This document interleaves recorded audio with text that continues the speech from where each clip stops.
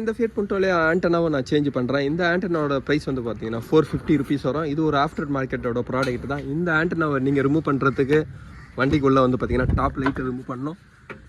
இந்த வண்டிக்குள்ளே டாப் லைட்டை ரிமூவ் பண்ணும்போது வந்து பார்த்தீங்கன்னா இந்த ஆண்டனாவோட த்ரெட்டு இருக்கும்.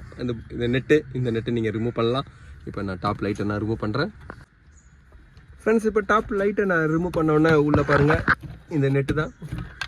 இப்போ இதை நீங்கள் ஒரு டீ ஸ்பேனர் வச்சு இன்றைக்கோட லூஸ் பண்ணலாம்.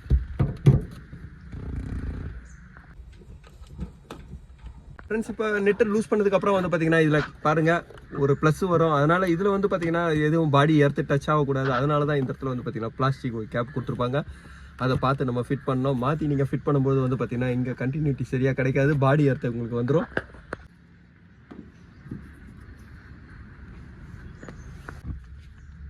ஃப்ரெண்ட்ஸ், இதோட வந்து பார்த்தீங்கன்னா டைட்டு வந்து உங்களுக்கு ஒரு பேபி டைட்டு தான். ஓவராக நீங்கள் டைட்டு கொடுக்கும்போது வந்து பார்த்தீங்கன்னா இந்த இடத்துல இந்த பிளாஸ்டிக்கை வந்து பார்த்தீங்கன்னா உங்களுக்கு உடஞ்சிரும்.